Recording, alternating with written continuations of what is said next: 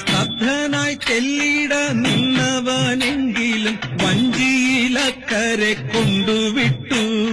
വിശ്രമിച്ചിടുവാനർദ്ധരാത്രിയിൽ വന്നു പുതുശ്ശേരിൽ ഏകയായി.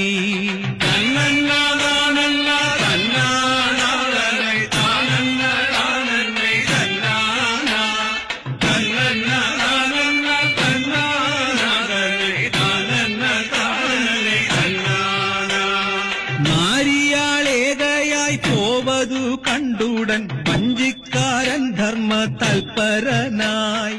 വിശ്വം മുഴുവൻ നിറഞ്ഞു വിളങ്ങുന്ന വിശ്വമാതാവിന് കൂട്ടിരുന്നു.